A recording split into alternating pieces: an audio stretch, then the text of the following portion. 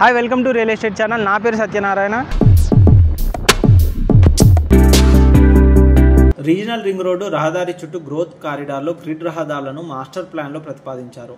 వీటిని చేపట్టకపోవడంతో పశ్చిమం వైపు మినహా మిగతా ప్రాంతాల్లో ఔటర్ చుట్టూ పెద్దగా అభివృద్ధి రావట్లేదు.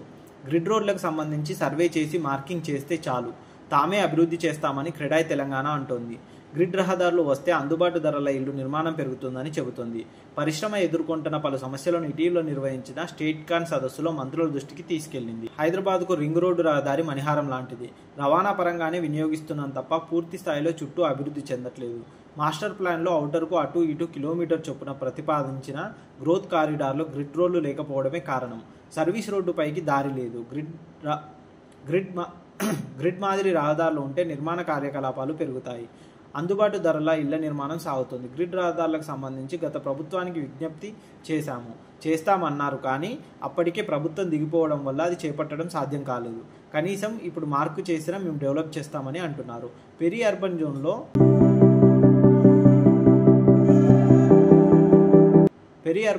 25% వరకే నిర్మాణాలు అనుమతి ఉంది.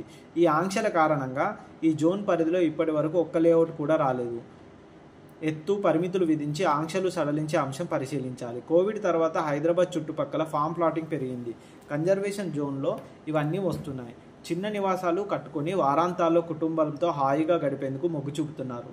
దీనికి సంబంధించి కూడా ఒక విధానం ఉంటే బాగుంటుందని, కనీసం 1500 నుంచి 2000 అడుగులు ఉంటే ఫామ్ ప్లాటింగ్ అనుమతి ఇచ్చే విషయం పరిశీలించాలి. ప్రభుత్వం లేఅవుట్ల అప్రోచ్ దారి 60 అడుగులుగా నిర్దేశించింది. అభివృద్ధి చేసే చోట ఇది సాధ్యమే, కానీ ఇప్పటికే 30 నుంచి 40 అడుగుల రహదారులు ఉన్న చోట అసాధ్యం. దీనిని పునఃపరిశీలించాలి. అందుబాటు ధరల్లో ఇళ్ల నిర్మాణానికి కేంద్ర ప్రభుత్వం GST 1% వసూలు చేస్తోంది. ప్రధానమంత్రి ఆవాస్ యోజన కింద కొనుగోలుదారులకు రుణ ఆధారిత వడ్డీ సబ్సిడీ అందజేస్తోంది. నిర్మాణదారుకు ఆదాయ పన్నులో మినహాయింపు ఇస్తోంది. ఇదే విధంగా రాష్ట్ర ప్రభుత్వం కొన్ని ప్రోత్సాహకాలు ప్రకటిస్తే బాగుంటుంది. అందుబాటు ఇళ్లకు స్టాంప్ డ్యూటీ తగ్గించాలి. మాస్టర్ ప్లాన్లో జోనింగ్ నిబంధనలు సిటీ, జిల్లాలకు వేరువేరుగా ఉన్నాయి. ఒకే విధంగా ఉండేలా చర్యలు చేపట్టాలి.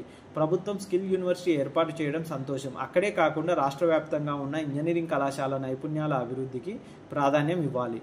ప్రాక్టికల్ నాలెడ్జ్ కోసం రాష్ట్ర వ్యాప్తంగా ఉన్న మా బిల్డర్ల సైట్లకు విద్యార్థులను పంపవచ్చు. స్టైఫండ్ కూడా ఇస్తాము. చదువు పూర్తయ్యాక కొందరిని ఉద్యోగాల్లో తీసుకుంటాము. భూముల ధరలు పెంచేందుకు ప్రభుత్వం ఏర్పాట్లు చేస్తుంది.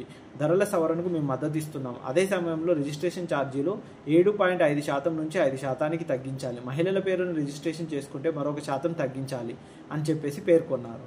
జిల్లాల్లో లేఅవుట్ల అనుమతుల మంజూరీ అధికారం కలెక్టర్లకు అప్పగించాలి.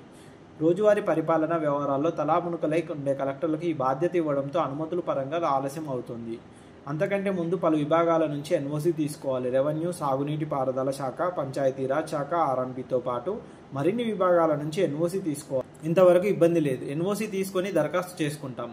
అన్నీ సరిగ్గా ఉండి అనుమతులు జారీ చేసే సమయంలో అన్ని శాఖల నుంచి NOC ఉంటే చాలా జాప్యం జరుగుతుంది. జాప్యం కారణంగా చాలా లేఅవుట్లు నిర్మాణం రావడానికి ఆలస్యం అవుతుంది. త్వరగా అనుమతులు ఇస్తేనే అక్రమాలకు ఆస్కారం ఉండదు అని చెప్పేసి క్రెడాయ్ వర్గం, రియల్ ఎస్టేట్ నిపుణులు అందరూ కలిసి గవర్నమెంట్కు విన్నవించుకున్నారు. ఇలాంటి రియల్ ఎస్టేట్ న్యూస్ కోసం మా ఛానల్ని సబ్స్క్రైబ్ చేయండి, షేర్ చేయండి, కామెంట్ చేయండి. Thank you.